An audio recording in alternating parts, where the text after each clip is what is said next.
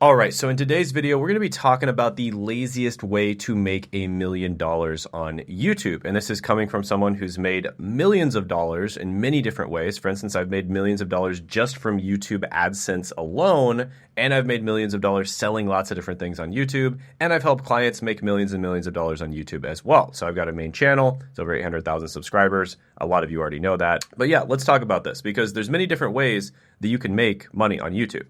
And many of them are viable. You can make money on YouTube in a lot of different ways. But with that being said, which ones are easier, right? Because there's certain ways that you can make money that are incredibly difficult, and then there's ways that you can make money that are easier. So let's talk about some of the ones that are difficult. I've said this many times, faceless channels, right? Faceless channels are one way that you can make money on YouTube. And I'm just going to go ahead and grab this cursor. Also, don't mind my voice because I'm actually a little bit under the weather today. I think I have a cold or something. But yeah, faceless channels, this is one way that you can make money on YouTube, right? Faceless channels, this is the one you probably hear about the most from the Make Money Online gurus. This is a way where the reason that it's so popular is essentially because you can still be a loser in your mom's basement eating Cheetos and Mountain Dew and playing video games all day long and hypothetically be able to be successful making faceless content. So it means it applies to a wide variety of people, and that's why it sells so well.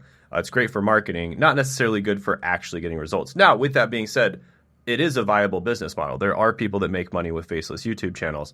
But, you know, I'm able to make $300K per month with one personal brand YouTube channel, whereas I don't think there's a single faceless channel out there that's able to make $300K per month. There's the best ones out there probably make like $30K per month max. Okay. And so you'd have to have 10 of those just to equal one personal brand channel. And there's people that beat me by a long margin as well, including some of my clients. Some of my clients are making over $1 million a month. So there's faceless channels. Then you've got ads, right? So running ads on YouTube, very, very competitive. It's not easy at all, and you have to really know what you're doing. And if you don't, you're just going to be burning money. You're literally going to be just putting money in a pile, dumping a bunch of gasoline on top of it, and then throwing a match into that pile, burning money. So be very careful. You have to be incredibly skilled to make paid ads work. And typically, I do actually recommend paid ads, but after you already have a personal brand established, then you can use paid ads to retarget people. And then, of course, you've got kind of entertainment content, right? And, you know, a lot of you might think, okay, this is definitely the best way to make money on YouTube, right? Because probably an objectively true statement is the people that are making the most money on YouTube likely are entertainment-related creators. You know, you see people like Logan Paul, Jake Paul, Mr. Beast. Mr. Beast is probably making $100 million a year on YouTube in revenue, probably not profit, but revenue. And yeah, he is an entertainment channel. So a lot of people might think this is the best way. Well, actually, entertainment channels are incredibly saturated. If you ever try to start like a gaming channel, you probably know exactly what I mean. It's incredibly difficult to grow with a gaming channel. It's also something where it's like hard to monetize, right? Because when you make educational content, it's pretty easy to monetize because people see you as an authority on the subject. Whereas when you make entertainment content, it's very difficult to monetize because they kind of just see you as a court jester. You're almost like a dancing clown to them. You're there for their entertainment and nothing else, right? And if you stop entertaining them, then you're basically nothing to them, right? So that can be a problem. So entertainment content is a tough one. That's a really tough one. And yes, if you are literally like a level 100 out of 100 YouTuber, or at least like level 95 out of 100 in terms of your skills on YouTube, go ahead, make entertainment content, try to compete with Mr. Beast. But good luck with that because competing with Mr. Beast is really hard considering he spends like $5 million plus on every single video. There's videos he spent like, I think $30 million on, which is absolutely absurd. So yeah, entertainment content, that's tough, right? It's you can make money with it, but it's really tough. And then of course there's educational content, but it's mass market. So this would be something like Ali Abdaal, right? Ali Abdaal, he makes education content, but it's mass market. So it's designed to appeal to a wide range of people. And you could still make money with that. Don't get me wrong. You know, it's still decent for making money. But with that being said, Ali Abdaal makes about 400K per month. I'm going to show you some people who get way less views than Ali Abdaal and are way less skilled at YouTube than Ali Abdaal, and they make much, much more money, including some of my clients. Okay? So let's go ahead and jump into this, guys. All right, so let's talk about some of these clients. So this is one of my clients right here, and he had a problem because he had a channel. In fact, he had several different channels, but one of them was called the Pop Song Professor, and he had a lot of subscribers. He had, you know, I think at the time like 180,000 subscribers or something like that, and you know, he was crushing it in terms of views and subscribers. And so people on the outside probably thought, oh man, this guy is great. This guy's amazing. This guy's probably making tons of money. Well, on the back end, he was making basically no money, like maybe $1,000 a month, if that. So yeah, this large, like, you know, 180K subscriber channel, like you think he'd be making at least a full-time income from that, right? That's what the average person would think. And even with 200,000 subscribers, he couldn't make a substantial income, right? And the reason for this is because the channel was mostly entertainment. That was the big problem with the channel. Now, what we did with this channel is I basically taught him how to turn it from kind of an entertainment channel into an entertainment / education channel. So he was educating people a little bit more on it, and he was able to make a little bit more money on the Pop Song Professor. But he actually has a second channel that is called, I'll just go ahead and bring it up on the screen. So it's a second channel. I believe it's called Hack College or College Hacked. There we go, College Hacked. So this is his second channel right here. And this one has 20K subscribers, and he makes a very, very nice income from this channel. I would be willing to bet he makes probably about, I haven't checked with him recently, but probably $20,000 if not $30,000 a month from this channel, even though it only has 20,000 subscribers, and even though he only uploads once a week, and even though he only gets a few thousand views per upload, right? So this channel, even though it only has 20,000 subscribers, is substantially more popular than this channel. Why? Even though this channel gets way more views, you know, he has some videos that have hundreds of thousands of views. This channel right here is substantially more popular than this channel. And why is that? Well, because this channel is educational content for one. It solves real problems for real people that have real money, right? And it's niche, right? Whereas the Pop Song Professor, this was not niche. This was mass market, and it was entertainment. And he kind of tried to like fix it and turn it into education a little bit. And that kind of halfway worked. But it, you know, he really would have had to pivot super, super hard with this channel to make that work. And it would have been a lot of work, and it would have taken a long time. And so he figured it would just be, we both kind of figured it would just be better to focus on this channel right here, College Hacked. And he was able to get to, you know, 20, 30K per month on this tiny channel. So that's one example of one of my clients. Now let's talk about this guy right here. This is not my client.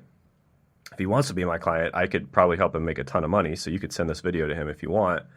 But Boogie2988, he's got about 4 million subscribers, and he's barely making any money. $4,000 to $5,000 a month. He's barely making it by, right? And this is actually less than the average U.S. income, okay? So the average U.S. income is somewhere around $60,000 a year. So this is actually like less than the average U.S. income. And of course, why? It's an entertainment channel. It's mass market and it's entertainment. You know, so yeah, he gets a ton of views, but it doesn't matter. The amount of views you get don't matter. And almost anybody who's a newbie would look at this and be like, oh, this channel has got to be the most successful out of these three channels, right? You know, it's like, which one's more successful? 4 million subscribers, 165K subscribers, or 191K subscribers, right? Everyone would say, oh, any newbie would say, oh, this one's definitely the most successful channel. And it's not even close. It's absolutely not even close. So, yeah, entertainment content, guys, it just doesn't make money, right? You barely make any money from AdSense. And then the problem is AdSense is like the only way that you can make money with entertainment content, right? Maybe you can get a sponsorship, but in a lot of cases you can't even get a sponsorship. And if you do get one, it pays way less because they know that entertainment content doesn't make money. So it's just a downward spiral. And it's just this never-ending hamster wheel of having to make videos and not getting properly compensated for them. I mean, 2.4 thousand videos this guy's made. And he's making, the average income of the US. And it looks like he's a super successful channel. Then we got this client right here, Josh Madakor. He's got 165K subs. And you can see, he uploads, probably about 3 times a week, something like that. And, he's not getting crazy views like 2K, 5K, 4K, 7K. Usually not even getting 10K views per video. But guess how much he's making? Well, he's making about 186K per month. So he is literally making like really, really good money from this channel. Like he's making, $2 million a year. And he's crushing it. Okay. So, and that's with, long breaks. He takes long breaks on his channel oftentimes. And as you can see, it's entertainment content and it's very niche. It's only IT and cybersecurity, right? That's what he talks about, IT and cybersecurity. He helps people get IT and cybersecurity jobs. He's solving real problems for real people that have real money, right? So how much do you actually need for a cyber cloud engineering, remote SOC analyst job in only 6 months, certs versus degrees, CompTIA Security Plus, blah, blah, blah, etc. He solves real problems for real people with real money. And that's why he's making 186K per month. Now, if you would have looked at this channel, you probably would have been like, oh, wow, he's not even getting 10K views per video. What a loser, right? Again, this is because nobody knows how to properly evaluate YouTube channels these days. Because YouTube is different. It's just different these days, guys. Like, I've been trying to tell so many people. Like, people still don't believe me when I tell them this a lot of the time. But let's talk about educational content versus entertainment content. So educational content, it's more profitable, even with fewer views.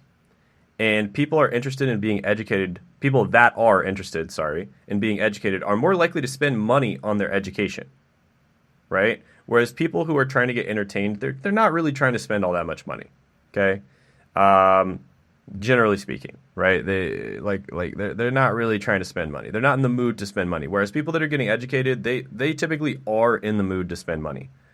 Because they're trying to save themselves time, effort, and money in order to learn the thing faster or in order to solve the problem faster.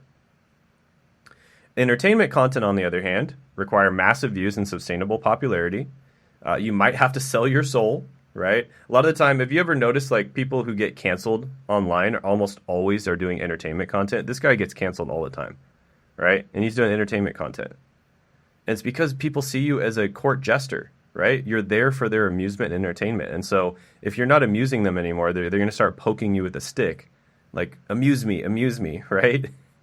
And you're a court jester to people, guys. Like, do you really want to live like that? It's like no self-respect, no respect at all.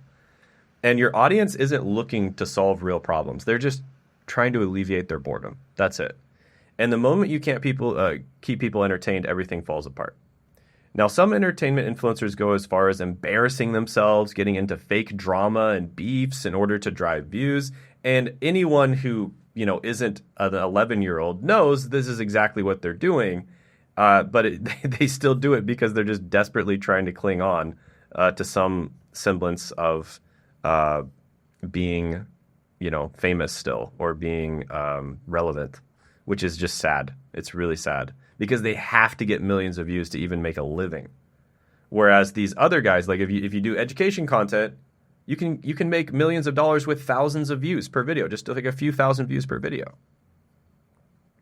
Then you've got personal brand, where you show your face, tell your story, inspire your audience, and this is what you really want to do. Right? Because educational content is the solution, but what do you want to do with educational content? Because there's a lot of different things you can do. You can do mass market content, or you can solve real problems. Because when you do mass market content, you might be solving tiny little annoyances for a large amount of people, just giving them little tips and tricks here and there, but you're not actually going to help them solve the problem, like a big problem, okay? But if you do niche content, then you can help them solve big problems. And this is where you focus on solving real problems for people who have money, okay? Then with a personal brand, show your face, tell your story, inspire your audience. Very important that you actually show your face, because you could technically make educational content and not show your face. And I've seen people do this. And I actually know kind of behind the scenes how much money they make. You know, for instance, there's a lot of like animation channels and hand drawing channels, and they don't make nearly as much as personal brands. It's not even close. It's really not even close. So you really want to show your face, tell your story, inspire your audience. It's easier to grow. So it's easier to get views, subscribers. It's easier to get to make money, etc. Right? It's just way, way easier. So show your face, tell your story, inspire your audience. It makes people know, like, and trust you much more when you actually show your face, when you tell your story, and when you inspire your audience, because they relate to you. And they're like, wow, if this person could do it, I think I could do it too. And you motivate them to actually take action when you do that, which is a beautiful thing, honestly. It's really a beautiful thing that YouTube allows us to do this. So don't be faceless. Faceless channels suffer from the inability to truly connect with the consumer. They're not as trustworthy as people who show their face, and this makes it harder for them to sell. And they often end up relying on AdSense to make a living, and it just isn't scalable despite what everyone tells you. So that's the big thing, right? That's most of it. Now, one other thing just to note here, guys, is what's working right now in 2024. This may not work in 2026 if you're watching this in 2026, but it's working right now in 2024, is raw, authentic content, okay? And what exactly do I mean by this? Well, it's exactly what I'm doing right now. This is raw, authentic content. You know, I haven't really edited this video very much. I did actually mess up when I was drawing, so there might be a little bit of editing there, but overall it's like very, very lightly edited. And you make raw, authentic content, especially for sophisticated audiences. So people who want to dive deep on a niche subject do not need you to entertain them, okay? They are already very interested in solving that problem or diving in deep on that subject, and so therefore they don't need that much entertainment. And so with this type of audience, a lot of the time they actually appreciate if you're not doing, you know, a lot of, you know, monkeys dancing in the background and editing every 2.5 seconds. So it's just constant stimulation. They actually appreciate if you don't do that. And I'll give you a few different examples. So we'll start over here. Serge Guattari. I've used him before. He has about 29K subs. And he only gets like 1, 2, 3K views per video. And he makes about 30,000 a month. And usually his videos are insanely simple. They're literally just like Loom videos or just him talking, like basically zero editing. Very, very little editing. This is an example of a mass market channel that has very little editing. So he gets millions of views. Now he makes mass market content, and he's probably not very good at monetizing it just yet because he blew up so fast. By the way, Sam, if you see this, hi, I can help you with that. But yeah, he makes mass market content and very, very little editing. He's just super real, super raw, super authentic. And in a world where almost every YouTuber is just, it's just like a little bit fake, right? Everyone's scripting out what they're going to say. You know, a lot of the time they like accidentally drop the marker to, pretend like, for a little bit of entertainment, or they accidentally go somewhere and run into a friend at that place. It's just so obviously scripted, and people get tired of that stuff. Right? So in a world of lots of fakeness, if you come out and you're just raw and authentic, like that's what the market wants right now. That's what the market wants, is like raw, authentic content where all this guy does is he just goes to the gym, he records himself, and he records himself driving to the gym, driving back from the gym. And sometimes he'll record himself, shopping or, going somewhere and, eating something, and like why he's eating what he's eating. He'll just explain like why he's doing it or why he's buying this stuff while he's shopping, and, his philosophy behind like how he's getting, ripped and stuff. And yeah, it's just really entertaining stuff. It's really, really entertaining stuff. And it is, it's also educational, right? So he's making educational content because he's explaining how he's doing all this stuff. And his thumbnails are super simple. His titles are super simple. Bulk day 26, right? Bulk day 25, chest, right? Super, super simple titles. And he absolutely blew up. He got millions of subscribers in just a few months, which is incredible.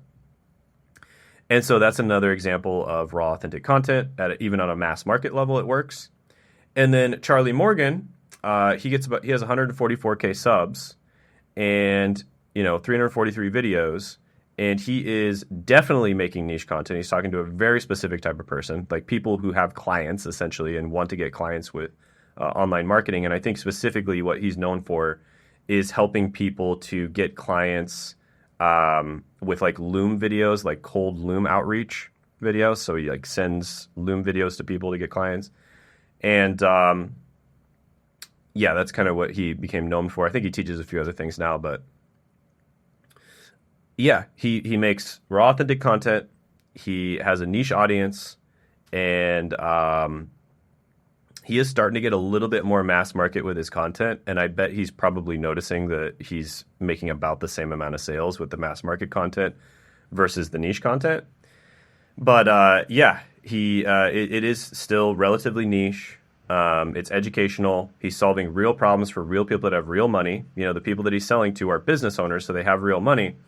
And he's making anywhere from $800 to $1.3 million a month. 800K to $1.3 million a month. Now let's compare that. Remember, let's go all the way back to the beginning, guys. My client here, who had 191,000 subscribers, 679 videos, and he's making like 1K per month, right? So Charlie Morgan is literally making 1,000 times more than that client was. Even though he has less subscribers. And again, guys, the reason is educational content, niche, and he's solving real problems for real people that have real money. That is the only difference. In fact, my first client is probably significantly more skilled at YouTube than Charlie is. No offense to Charlie.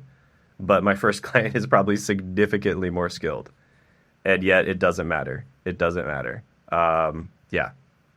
That niche is important, guys. Who you sell to is really important, and what type of content you make is really important. So, the benefits of raw, authentic content: low editing, one-on-one feel, refreshing compared to heavily scripted content. It is really refreshing, guys. Like when you don't have edits every 5 seconds or every 2 seconds, and like something popping up on the screen every second. It's refreshing because it feels like you're actually just talking with another person, and it feels almost like they're sending you a video that's specialized to help you with a certain thing that you're having trouble with. Like it's almost like a friend just sent you a video to help you out, right? And that is a cool feeling. And then consistent posting. Because of the fact that this is raw and authentic, it's really easy to make. You don't have to have a big team to do this stuff. You don't have to edit stuff. You don't have to script stuff out that much. Typically just like a flashcard, something like this is all you need for a script. Just write down a few bullet points to remind yourself. And you want to post at least once a week and preferably 3 times a week. And really, if you're making raw, authentic content, you should definitely be doing 3 times a week. And then what you want to sell, guys, is high-ticket products and or services. Okay? So we're getting back to the how to actually make a ton of money. Sell high-ticket products and services, guys. There's all kinds of hype right now about, starting a software company or, doing affiliate marketing. And don't get me wrong, I like affiliate marketing too. And the other one is do paid groups, right? Get paid monthly, do paid groups.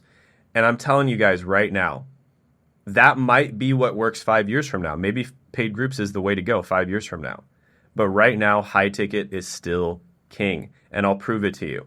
Andre Geek makes about $28 per 1,000 views. He sells a low to medium ticket course, and he does affiliate marketing and sponsorships, and he makes $28 per 1,000 views. Charlie Morgan makes $7,000 per 1,000 views. That is a difference of like, I don't know, 250. So Charlie Morgan makes 250 times more than Andre Geek, right? So what you sell makes a huge difference. And I recently had a client who was just really convinced about this group stuff. He's like, oh, I want to do a group. I want to start a low ticket group, a monthly membership. And, you know, he was really convinced to do it. And I argued with him for a while not to do it. And finally he tried doing it, and he got very mediocre results. And then he went to high ticket, and he immediately went from making 30K per month to now making nearly 200K per month. So he's making over 180K per month. Okay. Do high ticket, guys. Do high ticket. Sell high ticket products or services. And of course, I have other videos describing that stuff. And then again, target a niche audience, right? Target a specific niche with sophisticated viewers, people who want to dive deep on a subject. Dive deep into subjects rather than mass market content. An example of mass market would be Iman Gadzhi. Don't get me wrong, I think Iman Gadzhi is great, and he makes a ton of money. He makes about $1 million a month. But guys, he's got an entire team. He's got a genius creative director. I even know some of the people on the inside of his team. Like, you're good luck competing with him, okay? He gets like millions, hundreds of thousands, millions of views per video, okay? He's an anomaly. I wouldn't suggest taking after him, right? Like, for every Iman Gadzhi who's making $1 million a month with mass market content, there's 100 guys who are making $1 million a month with niche content, where they're just super niche down, okay? So it's just way, way easier. And if you don't believe me, just look at anything, right? Like, in nature, most animals that are really successful are niche down, right? They have a specific niche.